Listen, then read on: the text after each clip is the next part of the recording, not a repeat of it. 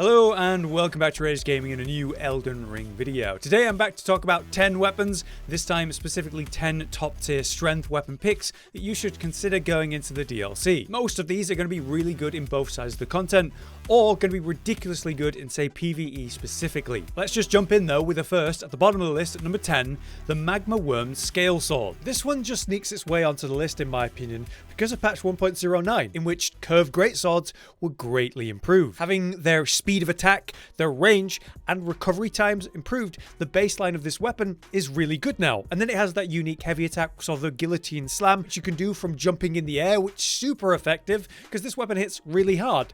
I think it compares in terms of damage to colossal weapons, but as a curved greatsword, it's a lot faster, and in this patch, it's even faster. It already had long range as a long weapon, but with even more range now, I'm finding it's catching people really well, and beforehand, it just performed great in PvE generally, because fire damage, which is a main component of this weapon, is always good. Many sections of the game, fire is just a really strong element to have, and this thing hits like a truck in, say, trading in PvP, with its Ash of War that has you slam down with the guillotine sort of slam, and then spreads lava and fire damage everywhere. I would have rated this weapon pretty damn high as a strength weapon before 1.09, but now with the base moveset improvements, I think it's easily deserving to be on this list, and at very least, take the 10th spot. Moving to number 9 though, we have the Axe of Godfrey, which for a long time was a great disappointment to me, but now is absolutely ridiculous thanks to the two specific buffs that it saw. Firstly, they made Regal Roar, the effect that gets the unique heavy combo going, actually relevant. The Beast Roar talisman actually works with this now. You're able to chunk out over 1000 damage in PvP with just that roar alone,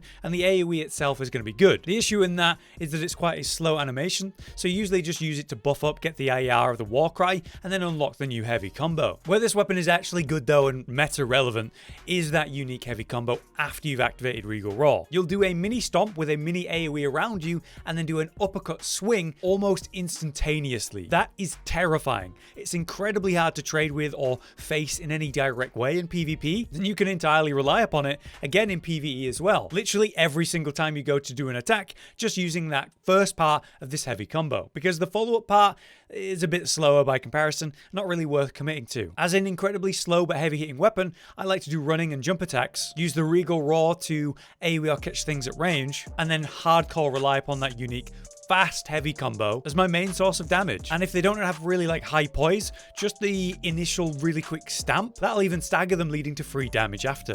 Moving on, we have a faith option now in a spear, Siluria's Tree. This one had some big buffs in some previous patches to make its Ash of War a lot more relevant.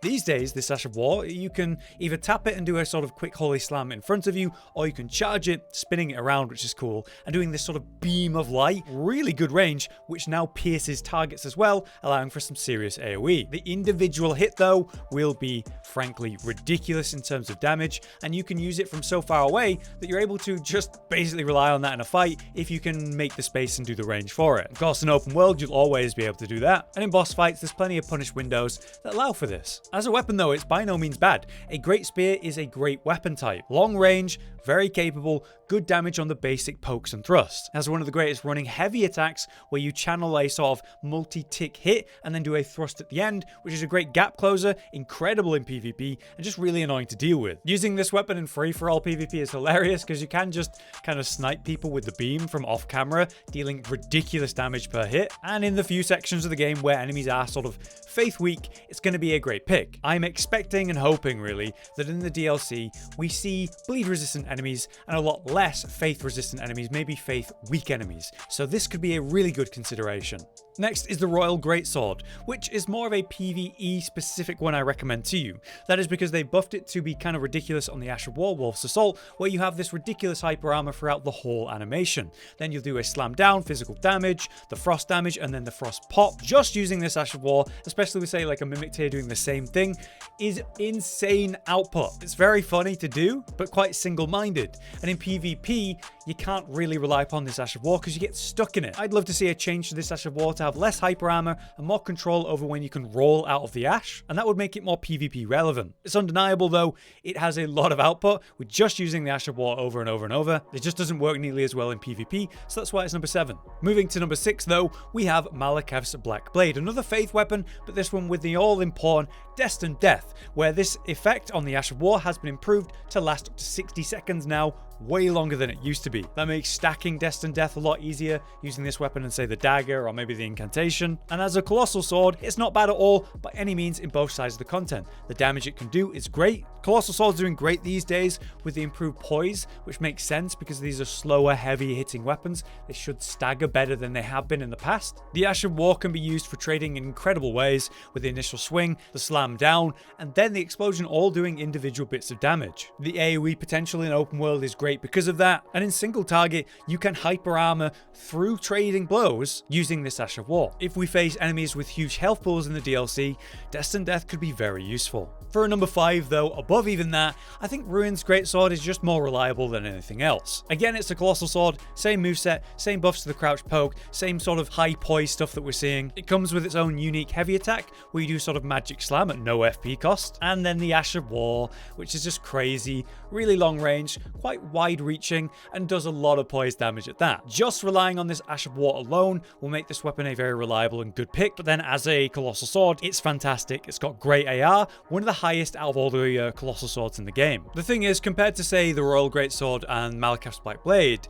this thing just doesn't have the ranged issues that those two have. Whether it's PvE or PvP, you can rely upon the Ash of War to reach your targets no matter where they are. The Black Blade has a limit to its AoE, as does the Royal Greatsword, so whether you're using that Ash up close or far, it's going to work and it's going to hit hard. Next up, at number 4, we have the Nightrider Glaive, which is a top tier pick for many. With S tier scaling for your strength when we put this in heavy, this gives you access to quite an interesting moveset for a strength weapon. Most of the strength weapons are going to be Colossal or Colossal Swords, and that's a defined moveset. This stands out away from the rest of the crowd. With good reach as a halberd and unique Ash of War options because it's a spear/halberd style of weapon, you can do some really cool things with this. If you were to give it one of the various raws to change the unique heavy to something else, you can get some charges and really fast movesets with that as well. It's incredibly buffable on top of all of that. So if you're looking for a kind of more agile and fast-paced strength playstyle, this is a top tier pick. And thankfully, there are so many ways to run this, be it Ashes of War or Affinities. It's a well-rounded,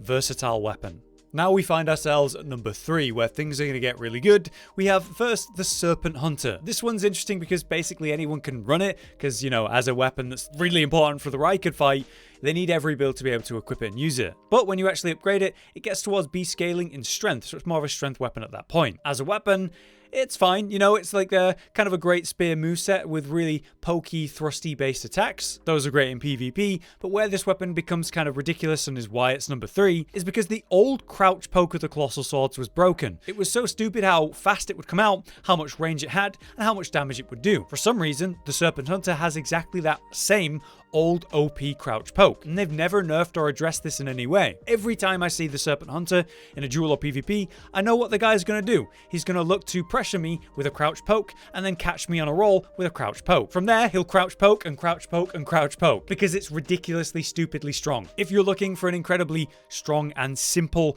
moveset and way to play, well then crouch poke spamming with your Serpent Hunter is undeniably a good option. Its output and damage is solid, and most any build can run it thanks to the stat requirements. I do wonder when they're gonna realize and fix this stupid crouch poke, since they nerfed it and then buffed it in good ways for Colossal Swords, but just ignored it on this weapon. At number 2 though, I'm going to say Giant's Crusher is going to be a top tier pick. It is a PvE focused weapon though, but it is the hardest hitting weapon in the entire game. You can buff this and scale it in so many ways to do ridiculous damage in single hits, or make a more reliable build where you're doing like between 4,000 and 6,000 damage per hit, maybe with high poise to allow for the trading. Basically, it all comes down to the fact that this has the highest scaling and AR potential in the game for strength. With its unique heavy attack flip, it also gets extra damage on that, making it a one-hit wonder with things like Royal Knight's Resolve as well. Unfortunately, it features a very bland and repetitive moveset because it's a hammer. You know, you're doing just slams and bonks basically, which is no problem in PvE where it doesn't really matter at all, but in PvP, it's incredibly predictable. It's got shorter range than you might hope for. It's quite hard to land the attacks with this. You're forced into looking for trades, and you're basically never going to hit that all-important charge heavy attack because it's so slow. In PvP then, it's not a top tier pick per se, but in PvE, it is literally the number 1 pick for the most damage in one hit, so it has to be pretty much to the top of the list. The only thing that I rate higher than that is the OG, just the Greatsword, this colossal greatsword. The reason I rate this the top pick is because it's so versatile. Unlike the Ruins Greatsword, Maliketh Black Blade, and Royal Greatsword, you can change this affinity and its various Ashes of War to do whatever you want. That means you could maybe do Royal Knight's Resolve to do crazy damage in one hit. That means you could do Giant's Hunt to do a thrusting uppercut, which will one-shot things hilariously effectively. Maybe you want a gap closer and a trade machine. There's Lion's Claw for that. There are so many ways to run this unique, universal greatsword, whether you're using just one or two for power stance. It's got a variety of vertical and horizontal swings, so it can deal with AoE or single target great. And as I've said throughout this video, Colossal Swords are in a great place now. High poise damage, they've buffed the over-nerfed crouch poke. This weapon in particular is really buffable in many ways, so for me, it's my number one pick. But there you have it. That is our complete list for the 10 best strength weapons that I can recommend to you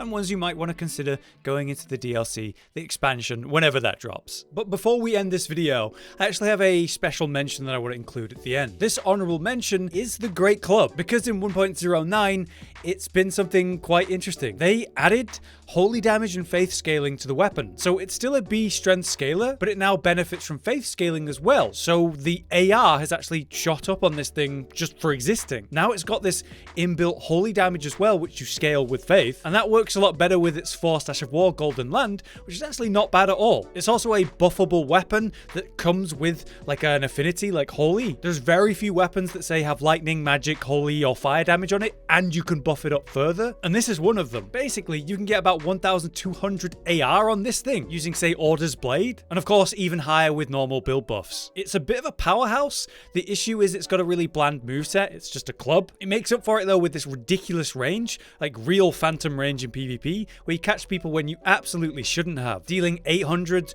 a hit. And its Ash of War is actually great for trading because it's like a 3-part hit. The little bolts can interrupt and stagger people, leading them to get hit by your big colossal swing. It's genuinely a really good weapon, and it's hard for me to say fairly where it would fit on this list, so it needs a mention because it's brand new and we've been playing with it, but I want to see where things fall in terms of the meta. But I think this weapon is really good. If you've enjoyed the video though, do drop a like on it. Over the coming weeks and probably months, we're going to be taking a nice in-depth look at 1.09, so you can expect lots of more content about the different weapons of the current meta and how things have changed as we go. But until then, I've been Hollow, you've been you, thanks for watching, we'll see you next time.